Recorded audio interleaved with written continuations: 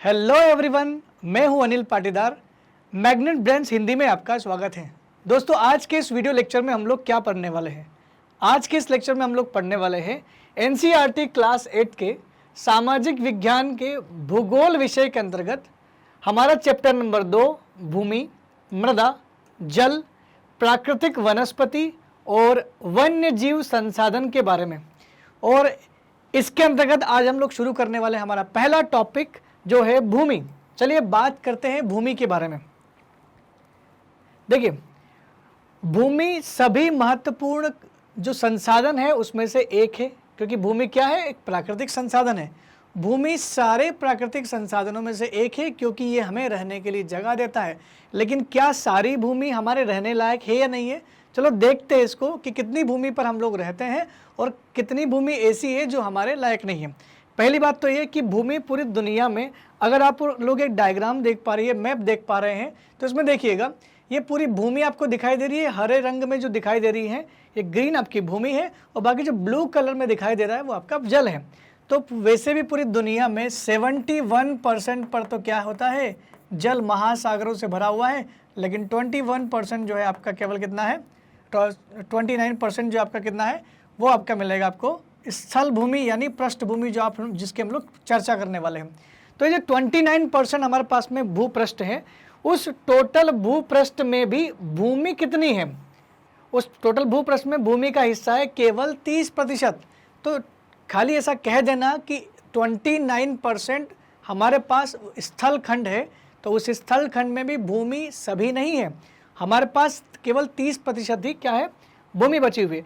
उन 30% भूमि पर ही 90% लोग निवास करते हैं, और उसमें से भी इस 30% का 70% भाग भी हमारे पास ऐसा है कि जिस पर इंसान निवास नहीं करते।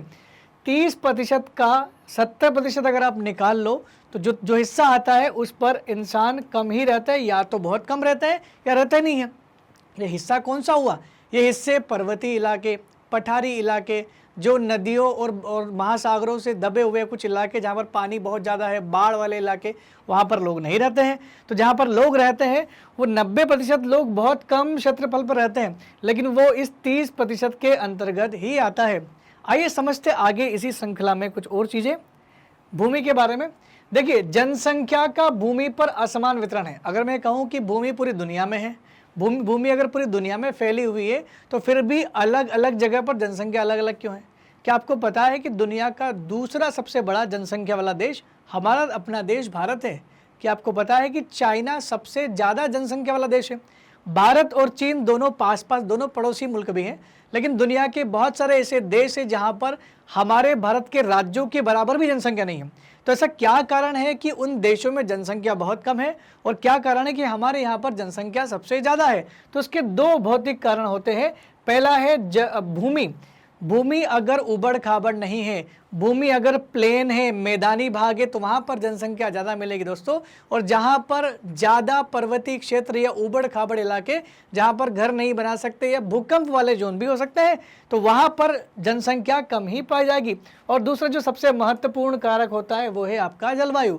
अगर आपके देश के जलवायु जनसंख्या के लिए सही नहीं है तो जनसंख्या वहाँ पर कम रहेगी, और जनसंख्या के लिए उपयुक्त जलवायु भारत और उसके आसपास के देशों में पाई जाती है। इसी वजह से दुनिया में सबसे ज़्यादा जनसंख्या हमारे ही देश और हमारे पड़ोसी मुल्कों में आपको मिलेगी। तो उसका मेन फैक्टर, मेन कारक क्या है? जलवायु। अगर भूमि और जलवायु में भिन्नता होगी तो असमान वितरण होगा जनसंख्या का। तो ये समझ सकते हैं कि भूमि पर जनसंख्या अलग अलग स्थानों पर अलग अलग क्यों है। आगे बढ़ते दोस्तों, भूमि विरल और निर्जन क्यों है? जहां पर भी हमने बोला ना कि 30% जो हमारा भूपृष्ठ है, जो भूमि है, उसमें से भी 70% जो है वो क्या है? वो रहने लायक ही नहीं है। तो वो रहने लायक क्यों नहीं है? उसका कारण क्या है? उसका पहला कारण, या तो वो उबड़ खाबड़ स्थलाकृति है। उबड़ खाबड़ जिक जैक होने की वजह से वहाँ पर रहा नहीं जा सकता। ये उबड़ खाबड़ ज़मीन कहाँ पर होती है? पर्वत पहाड़ी क्षेत्रों में अक्सर आपको ये ज़मीन देखने को मिलती है, तो वहाँ पर आपको उबड़ खाबड़ ज़मीन मिलेगी। पर्वतीय ढाल पर कोई व्यक्ति रह नहीं सकता। फॉर एग्जाम्पल फ़र्ज़ करो मैंने कोई माउंटेन रेंज बना दिया, ये माउंटेन बना दिया, तो इस माउंटेन के यहाँ नीचे लोग रह सकते, हो सकता है टॉप पे कुछ लोग रह सकते हैं, लेकिन क्या ये जो ढाल है यहाँ पर इंसान रह सकते हैं? नहीं रह सकते, क्योंकि मकान अगर आप बनाओगे यहाँ पर, अगर आप अपना मकान बनाओगे तो वो गिर जाएगा। देखिए ज़रा ये किस तरह के पर्वत दिखते हैं, ये पर्वतों में क्या कोई यहाँ पर मकान बना सकता है इस जगहों पर? तो पॉसिबल नहीं है। तो ऐसे में कहा जा सकता है कि पर्वतों के तीव्र ढाल भी जो होते हैं वो भी जनसंख्या के लिए उपयुक्त नहीं होते हैं, इसलिए जनसंख्या वहाँ पर नहीं निवास कर सकती। जलाक्रांत संभावित निम्न भूमि, ये जलाक्रांत संभावित निम्न भूमि क्या है? वो भूमियाँ जो समुद्र तल से भी नीचे है, समुद्र का जो सतह होता है उससे भी कुछ भूमियाँ नीचे होती है और वो वर्ष भर पानी से हल्की फुल्की ढकी रहती हैं। कुछ दलदल भूमियाँ होती हैं। तो दलदल इलाकों में जहाँ पर अक्सर बाढ़ आ जाती है, ऐसे इलाकों में रहना मुश्किल है। तो ऐसे इलाकों में भी आपको जनसंख्या विरल ही मिलेगी, या क्या मिलेगी? बिल्कुल निर्जल नहीं मिल सकती है, हल्की फुल्की मिल सकती है। मरुस्थलीय क्षेत्रों में दोस्तों, अगर आपको मैं कह दूं कि आपको जीना है और आपको पानी वगैरह कुछ भी नहीं मिलेगा तो क्या आप जी पाएंगे? आपका उत्तर होगा नहीं, क्योंकि आपको जीने के लिए पानी तो बहुत ज़रूरी है। और अगर आपको वहाँ खेती भी नहीं कर पा रहे हो, आपको कुछ भी नहीं मिल रहा है, तो क्या आप जी पाएंगे? तो आप नहीं जी पाएंगे। मरुस्थलीय क्षेत्र वैसे ही कुछ क्षेत्र होते हैं जहाँ पर पानी की कोई व्यवस्था नहीं होती है और न ही वहाँ की भूमि पर आप खेती कर सकते हैं और न ही वहाँ वनस्पति होती है। ऐसे में इन सब के अभाव में कैसे जीवन जिया जा सकता है?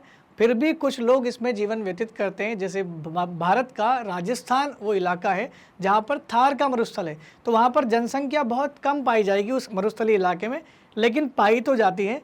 तो ऐसा कहा जा सकता है कि जो विरल जनसंख्या है, विरल का मतलब होता है कम मात्रा में, वो किस वजह से मिल रही है?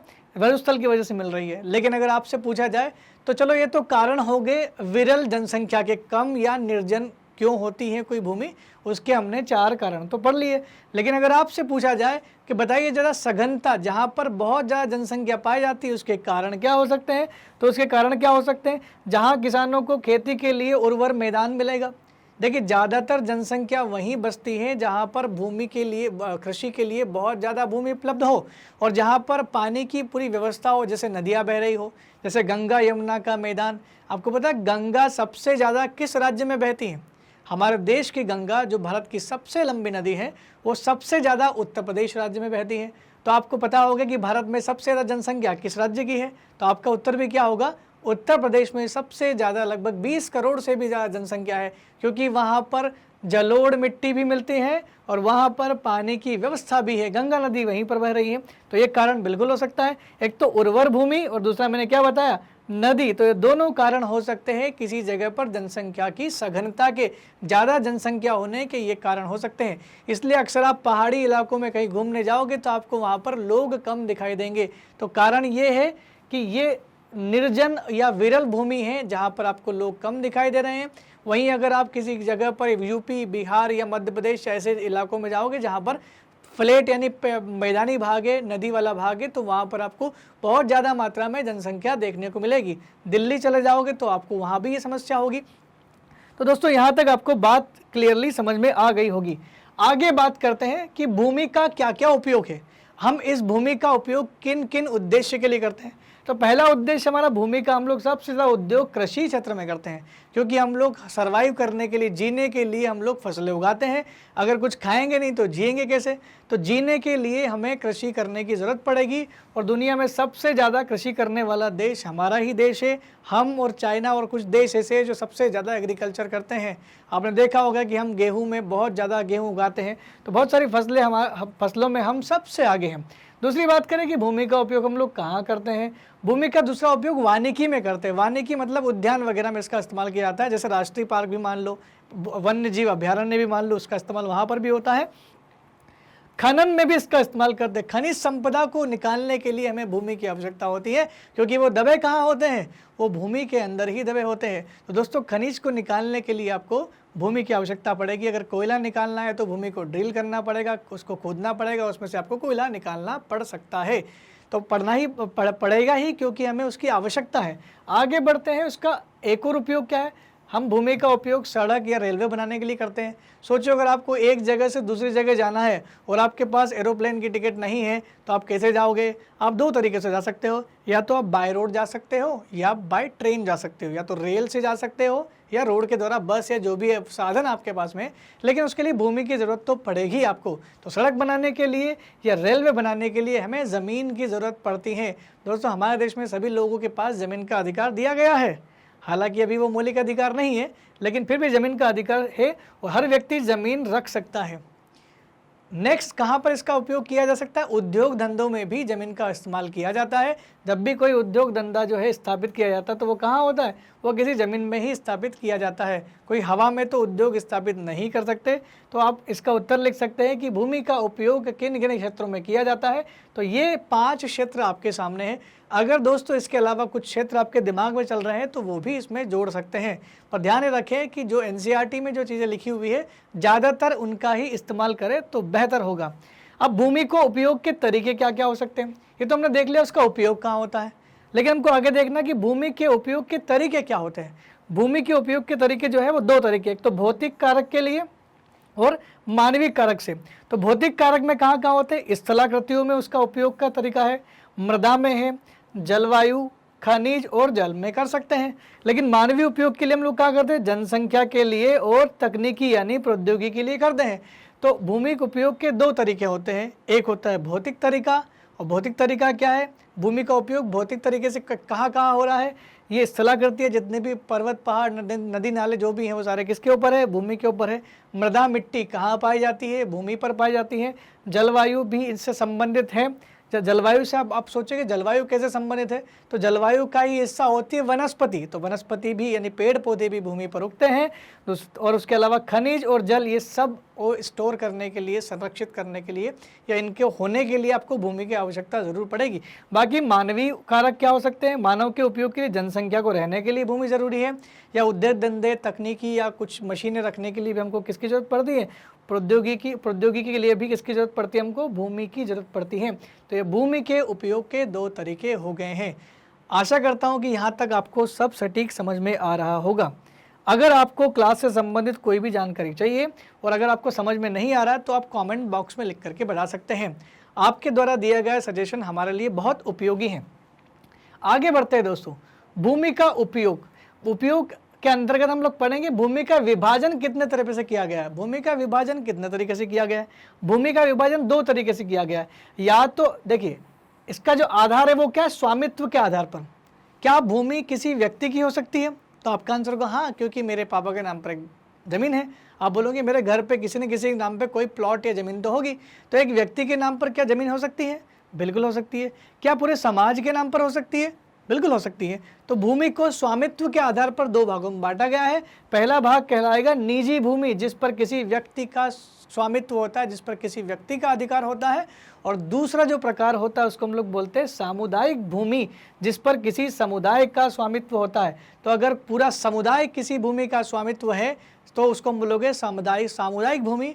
और यदि केवल किसी व्यक्ति का अगर उसमें स्वामित्व है तो उसको हम लोग बोलेंगे व्यक्तिगत भूमि या व्यक्ति स्वामी वाली भूमि। अगर मैं आपसे बोलूँ कि आपके गांव या आपके शहर में कहीं पर बहुत बड़ा इलाका है जो सरकारी शासकीय भूमि है, तो उसको क्या कहेंगे? तो वो भी क्या कहलाएगी? वो भी सामुदायिक भूमि कहलाएगी। जो सरकारी भूमि होती है वो भी क्या होती है? सामुदायिक भूमि ही कहलाती है। तो उसको लेकर के आप बिल्कुल भी शंका में ना आइएगा, क्योंकि वो भी क्या कहलाएगी? सामुदायिक भूमि कहलाएगी। जितने भी प्रश्न आपके दिमाग में उठते हैं उसका उत्तर जानने की कोशिश करिएगा, क्योंकि वही आपको आगे बढ़ाने में मदद करेगा।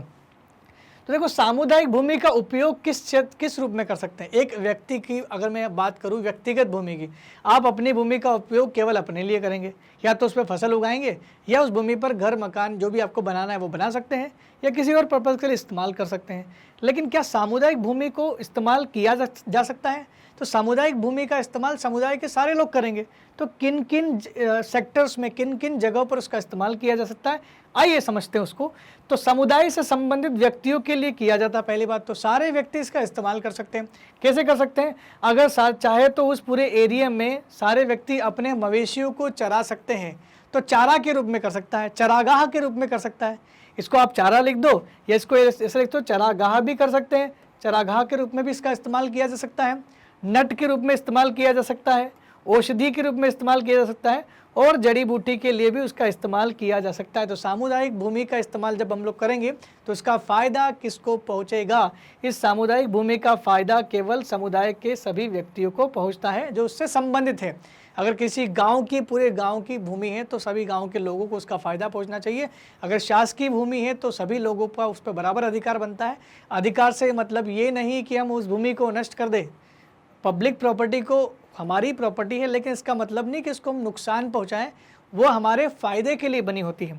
चलिए आगे बढ़ती है। इसे साझा संपत्ति भी कहते हैं। हो सकता है कि आपसे एक क्वेश्चन पूछ लिया जाए कि बताइए साझा संपत्ति क्या होती है? तो साझा संपत्ति जो होती है वो सामुदायिक भूमि को ही कहा जाता है। तो सामुदायिक भूमि का एक और नाम क्या हो गया? साझा भूमि या साझा संपत्ति। तो दोस्तों यहाँ तक आपको पूरी बात क्लियर हो गई होगी। चलिए बढ़ते आगे। भूमि के उपयोग में हम लोग क्या पढ़ेंगे? आगे एक और चीज़ पढ़ने वाला है कि सामुदायिक भूमि पर अनाधिकृत हस्तक्षेप क्यों होता है। सामुदायिक भूमि जो होती है, जो शासकीय भूमि जिसकी बात कर रहा हूँ मैं, ये जो समुदाय के लिए भूमि है, उस पर अनाधिकृत हस्तक्षेप मतलब बाहरी लोगों का या एक्स्ट्रा ज़्यादा हस्तक्षेप हम लोग उस पर क्यों करते हैं? तो उसके इसलिए करते हैं क्योंकि कुछ लोग चाहते हैं कि उसको व्यापारिक क्षेत्र बना ले। सामुदायिक भूमि जो चरागाह के लिए बनी है, जो जड़ी बूटी औषधि के लिए बनी है, तो कुछ लोग अपने व्यक्तिगत फायदे के लिए उसे व्यापारिक बनाने की कोशिश करते हैं कि इस पर हम लोग धंधे लगाएंगे, उद्योग धंधे स्थापित करेंगे। तो समुदाय की भूमि को समुदाय के लिए इस्तेमाल किया जाए तो ज़्यादा बेहतर होगा। लेकिन जब कोई व्यक्ति उस पर अनाधिकृत हस्तक्षेप करता है तो वो क्यों करता है, उसका कारण क्या है? पहला कारण, या तो कोई व्यक्ति या संस्था उसको व्यापारिक क्षेत्र बनाना चाहता होगा, या दूसरा कारण नगरीय क्षेत्रों में घर बनाने के लिए भी हम लोग उस भूमि का, सामुदायिक भूमि का, जिस पर पहले घर नहीं थे, लेकिन जैसे जैसे शहर चौड़ा हो रहा होता है, बड़ा हो रहा होता है, तो जो सामुदायिक भूमि होती है वो धीरे धीरे शहर में तब्दील हो जाती हैं। ऐसा कहा जाता है कि जैसे जैसे शहरीकरण और नगरीकरण बढ़ रहा है, कृषि योग्य भूमि समाप्त हो जा रही है। सोचिए अगर आप किसी शहर में रह रहे हो तो आपके आसपास कितनी ऐसी ज़मीन है जहाँ पर खेती हो रही है, कितनी ऐसी ज़मीन है जहाँ जड़ी बूटियों का उत्पादन हो रहा है। अगर आप किसी बड़े शहर में हैं तो शायद आपको ऐसी भूमि देखने को नहीं मिलेगी, लेकिन अगर अभी भी आप ग्रामीण क्षेत्र में ही हैं तो आपको ऐसी भूमि देखने को मिलेगी। लेकिन कहीं ऐसा ना हो जाए कि ग्रामीण क्षेत्र में भी इतने ज़्यादा मकान और बिल्डिंग और इतना ज़्यादा वो विस्तृत हो जाए कि वहाँ पर भी आपको ये देखने को ना मिले। तो ये अनाधिकृत हस्तक्षेप भी सही बात नहीं है, गलत है, इसको भी हमें नियंत्रित करना होगा। तो तीसरा क्या कारण है कि लोग सामुदायिक भूमि पर अपना अनाधिकृत हस्तक्षेप कर रहे हैं, और ये क्यों है? ग्रामीण क्षेत्रों में कृषि भूमि का विस्तार। ग्रामीण क्षेत्रों में बहुत सारी भूमि ऐसी है जो केवल चरागाह के लिए बढ़ी हुई थी। चरागाह वाली भूमि को लोग क्या कर रहे हैं, अब पानी की व्यवस्था कर ली और ऐसे में क्या कर लिया, कृषि भूमि को धीरे धीरे उन्होंने क्या कर लिया, वापस कल्टीवेट करके उसको कृषि में परिवर्तित कर दिया। पहले वो सामुदाय वाली भूमि जो थी वो केवल गायों, भैंसों और जितने भी मवेशी उनको चरने के लिए सामुदाय के काम में आ रही थी। लेकिन क्या हुआ, कुछ लोगों ने अपने व्यक्तिगत लाभ के उद्देश्य से उस भूमि का धीरे धीरे कुछ हिस्सा काटते हुए धीरे धीरे उसमें कृषि में परिवर्तित कर लिया। तो कुछ लोग ऐसा भी करते हैं, इसको अतिक्रमण कहा जाता है। अगर आप ऐसा कुछ देखते हो अपने आसपास तो उसकी कंप्लेन आप शासकीय विभाग में करवा सकते हैं। उस पर जो भी उचित कार्रवाई होगी सरकार उस पर कार्रवाई ज़रूर करेगी। तो इसमें हमने क्या समझा? इसमें हमने समझा कि अनाधिकृत हस्तक्षेप जो हो रहा है सामुदायिक भूमि पर, उसके पीछे क्या कारण है। इन तीनों कारणों को पढ़े तो एक ही चीज़ सामने आती है, वो है लालच। इन लोगों के अंदर में लालच पैदा हो गया है और उस लालच ने उस भूमि पर अनाधिकृत हस्तक्षेप करने के लिए इन लोगों को प्रेरित किया है। ठीक है, भूमि का उपयोग व्यापक पैमाने पर हो रहा है। अगर मैं ऐसा कहूँ कि भूमि का उपयोग बहुत ज़्यादा, हर जगह भूमि की लड़ाई है दोस्तों। हर घर में जो लड़ाई चल रही है वो किस चीज़ की चल रही है? वो ज़मीन की तो चल रही है। आप कोर्ट के केसेस भी अगर देखोगे, आप हर घर में लड़ाई का कारण जानने की कोशिश करोगे तो उसका एक ही कारण हो सकता है, ज़मीन से संबंधित मुद्दे भारत में सबसे ज़्यादा है। तो ये व्यापक पैमाने पर क्यों इसका उपयोग हो रहा है, और ये व्यापक पैमाने पर उपयोग जो हो रहा है ये क्या चीज़ बताता है? ये हमारी सांस्कृतिक परिवर्तन को दर्शाता है। सांस्कृतिक परिवर्तन किसका मतलब? इसका मतलब हम लोग धीरे धीरे विकसित होते जा रहे हैं, हमें ज़रूरत से ज़्यादा भूमि की आवश्यकता पड़ रही है। सोचो आज से हज़ारों साल पहले जब खानाबदोश जीवन जीने वाला आदिवासी व्यक्ति, जिसको केवल शिकार करके पेट भरने और गुफा में रहने तक का ज्ञान था, क्या कभी उसने सोचा था कि मेरे लिए भूमि कम पड़ जाएगी? जब उसको ऐसा तब उस समय तो उसको ऐसा एहसास नहीं था, लेकिन जैसे जैसे समाज और ज़माना बदलता गया, परिवर्तन होता गया और हमारे अंदर जो परिवर्तन देखने को मिलता है, सांस्कृतिक परिवर्तन हो रहा है, उसकी वजह से भूमि का उपयोग व्यापक पैमाने पर होता है। कृषि एवं निर्माण गतिविधियां भी हो रही है। तो ये व्यापक सांस्कृतिक परिवर्तन है क्या? ये व्यापक सांस्कृतिक परिवर्तन क्या है? कृषि और निर्माण की गतिविधियां ही वो, हम लगातार कृषि कर रहे हैं। पहले किसान जो उगाता था फसल, वो केवल उतनी ही उगाता था जो उसकी आवश्यकता की पूर्ति करे। आज किसान कृषि फसलें जो उगा रहा है वो केवल खाद्यान्न ही नहीं, उसके अलावा वो वैसी फसलें भी उगा रहा है जिससे उसको पैसे की आवश्यकता पूरी हो जाए। तो अब तो पैसा कमाने के लिए भी पूरी तरह से खेती हो रही है। पहले केवल जो है किसान अपनी पेट भरने के लिए ही खेती करते थे, तो अब कृषि का बड़े पैमाने पर उपयोग हो रहा है। निर्माण गतिविधियां बढ़ रही, धीरे धीरे बिल्डिंगें बनाई जा रही है, हम लोग आवास बना रहे हैं, धीरे धीरे भूमि कैप्चर करते जा रहे हैं, ज़्यादा से ज़्यादा भूमि पर हम लोग निर्माण कार्य कर रहे हैं। तो इससे क्या होगा, इससे क्या क्या चीज़ होगी, अगर ये परिवर्तन होगा तो इससे क्या क्या चीज़ हमको नुकसान क्या क्या होगा? तो देखो क्या होगा नुकसान, भूमि का निम्नीकरण हो जाएगा, भूमि हमारे लिए कम पड़ना शुरू हो जाएगी। भूस्खलन हो जाएगा, अगर लगातार आप शहर बना रहे हो, लगातार कृषि संबंधी, कृषि से रिलेटेड भूमि आप बढ़ा रहे हो, अपने लिए पूरा खेत बना रहे हो, तो उसमें जितने भी पेड़ पौधे हैं उसको तो ज़रूर काटोगे। पेड़ पौधे काटते हैं शहर बनाने के लिए, घर बनाने के लिए हम पेड़ों को काट देते हैं। शहरों में आजकल पेड़ दिखाई भी नहीं देते हैं। तो ऐसे में क्या होगा, पेड़ मृदा को ऐसे बांध के रखते हैं, तो अगर वो पेड़ चले जाएंगे तो भूस्खलन हो सकता है, बिल्कुल बड़ा सा हिस्सा भूमि का वो गिर सकता है, कोई पहाड़ टूट के गिर सकता है। मृदा अपरदन भी होगा उससे, क्योंकि मृदा को बांधने का काम ही कौन कर रही थी, हमारी वनस्पतियां कर रही थी। अगर वो नहीं रहेगी तो लगातार मृदा कटती चली जाएगी, नदियां बहा करके मृदा को ले जाएगी। और ये हर बार, हर साल, हर इलाकों में, बहुत सारे इलाकों में आपने सुना होगा कि वहाँ पर बाढ़ आ गई और बहुत सारी मिट्टी बह के चली गई। ये मिट्टी का बहाव क्या है, ये मिट्टी का बह जाना ही क्या कहलाता है, ये अपरदन कहलाता है। और बाकी आखिरी क्या है, मरुस्थलीकरण भी बढ़ेगा। अगर वनस्पति खत्म होगी तो क्या होगा, मरुस्थली क्षेत्र लगातार धीरे धीरे बड़ा होता चला जाएगा, बड़ा होता चला जाएगा और पूरा विश्व जो है पूरा हो सकता है कि मरुस्थल में तब्दील हो जाए। दोस्तों, अगर आपने अपना इतिहास पढ़ा है तो इतिहास में अपने भारतीय प्राचीन इतिहास में ज़रूर सुना होगा कि जो सिंधु घाटी सभ्यता थी वो कहाँ होगी। अगर थोड़ा सा आप सोचोगे उसके बारे में तो सिंधु घाटी सभ्यता आज जो राजस्थान के ऊपर जो थार का मरुस्थल है उसके आसपास कहीं रही होगी पुराने समय में। सोचो उस समय वहाँ पर लोग रहा करते थे, लेकिन वर्तमान में वो पूरा मरुस्थल में तब्दील हो गया। इसका मतलब मरुस्थल पहले इतना बड़ा नहीं होगा, धीरे धीरे मरुस्थल धीरे धीरे बढ़ता चला गया, फैल रहा है। और इस मरुस्थल के फैलाव को ही हम लोग क्या बोलते हैं, इसी को हम लोग बोलते हैं मरुस्थलीकरण। तो मेरे हिसाब से आपको सारी चीज़ें समझ में आ गई होगी। हमने इसका व्यापक पैमाने पर उपयोग तो किया है, लेकिन इसके बहुत भयंकर परिणाम भी हमारे सामने आएंगे। तो कारण क्या है? अच्छा, भूमि के विनाश के कारण क्या है? जनसंख्या बहुत ज़्यादा बढ़ रही है, बहुत बड़ा कारण है भूमि के विनाश का। इससे क्या हो रहा है, वन भूमि भी खत्म हो रही है और कृषि योग्य भूमि भी धीरे धीरे खत्म हो रही है। लगातार हमारे देश में किसान किसानी छोड़ रहे हैं, लगातार किसानों की ज़मीन, अपनी ज़मीनें बेच रहे हैं, कुछ लोग उसमें इंडस्ट्री बना रहे हैं, धीरे धीरे शहरीकरण हो रहा है।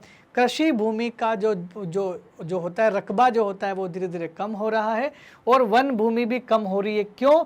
क्योंकि हमें जनसंख्या हमारी इतनी ज़्यादा हो चुकी है। भारत दुनिया का दूसरा सबसे बड़ा देश और लगभग 130-125 करोड़ हो सकता है कि हमारी जनसंख्या हो। 2021 की जनगणना अभी नहीं हुई है, हो सकता है जब भी नई जनगणना आए तो आपको वो आंकड़े भी पता चल जाएंगे कि वर्तमान में भारत की जनसंख्या कितनी है। अगर अभी आपसे कोई पूछेगा तो आप 2011 की जनगणना के हिसाब से बता सकते हैं कि भारत की जनसंख्या 121 करोड़ के आसपास है। तो इतने लोगों की आवश्यकता की पूर्ति करने के लिए ज़्यादा से ज़्यादा ज़मीन की ज़रूरत तो पड़ेगी ही।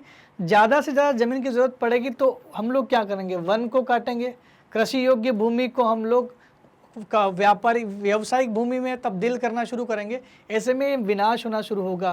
तो इससे प्राकृतिक संसाधनों को समाप्त होने का डर पैदा हो गया है। तो हमारी बढ़ती जनसंख्या भूमि के विनाश का मुख्य कारण बन चुकी है दोस्तों।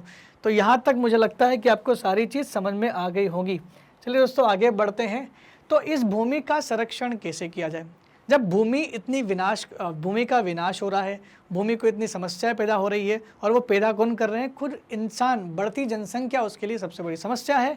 तो जानते हैं कि भूमि संसाधन का संरक्षण कैसे किया जा सकता है। तो उसकी कुछ विधि आपको अपनानी पड़ेगी, कुछ तरीके आपको अपनाना पड़ेंगे। और अक्सर स्कूलों में इस तरह के प्रोग्राम आयोजित किए जाते हैं। अक्सर आपसे टीचर बोलता है कि चलो आज हम लोग चलते हैं वन रोपण करते हैं। आपके स्कूल के प्रांगण में ही कई बार छोटे छोटे पौधे लगाए जाते हैं। ये छोटे छोटे पौधे का कार्यक्रम करके एक जागरूकता फैलाई जाती है कि जो भूमि नष्ट हो रही है उसको बढ़ाने का, उसको संरक्षण करने का एक ही तरीका है, वो है वन रोपण। वन रोपण करना पड़ेगा आपको, फॉरेस्टेशन करना पड़ेगा, ज़्यादा से ज़्यादा पेड़ लगाएं, भूमि का उद्धार करना पड़ेगा। उद्धार करने का एक ही तरीका है कि जो भूमि का जो मृदा अपरदन हो रहा है उसको रोक लिया जाए, जो हम लोग पेड़ पौधे काट रहे हैं उसको ना काटें। रासायनिक कीटनाशकों का उपयोग बंद करना होगा।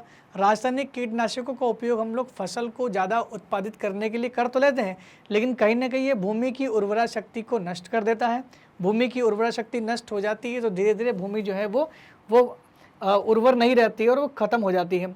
उर्वरकों का इस्तेमाल भी करना तो चाहिए, लेकिन नियमित रूप से करना चाहिए। कीटनाशकों का इस्तेमाल, देखिए अगर अब मैं ऐसा कह दूं कि कीटनाशक का इस्तेमाल करना ही नहीं चाहिए तो फिर ये किसानों के लिए बिल्कुल गलत भी होगा। क्यों? क्योंकि आपको अपनी फसल को बचाना भी है कीटों से, तो एक ही तरीका है। तो ये कह सकते हैं कि रासायनिक कीटनाशकों और उर्वरकों को आप उपयोग तो करें, लेकिन किस तरीके से करें? आप इसका उपयोग करें विनियमित तरीके से कम मात्रा में इसका उपयोग करना चाहिए। उसके बाद आखिरी बात क्या है? अतिक्रमण पर रोक लगाना चाहिए। हम लोग लगातार सामुदायिक भूमि पर भी अतिक्रमण कर रहे हैं, तो ज़्यादा से ज़्यादा भूमि का उपयोग न करें। अगर एक फैमिली के लिए एक घर काफ़ी है तो उसके लिए 3 से 4 घर बनाने की ज़रूरत नहीं है। लोग अपने व्यावसायिक उद्देश्य के चलते ज़्यादा से ज़्यादा घर बनाने का प्रयास करते हैं। तो मुझे लगता है कि इन विधियों से आपको समझ में आ गया होगा कि कैसे हम भूमि को बचा सकते हैं। तो दोस्तों, आज के वीडियो लेक्चर में हमने अध्याय नंबर 2 के भूमि के बारे में विस्तृत चर्चा की। मैं आशा करता हूं कि आपको ये सब चीज़ें समझ में आ गई होंगी। मैग्नेट ब्रेन्स आपके लिए लेकर के आया है 100% फ्री शिक्षा कक्षा 6 से कक्षा 12वीं तक।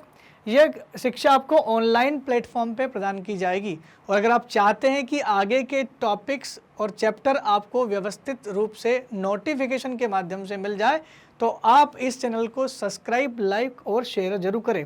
तब तक के लिए धन्यवाद। Thank you very much.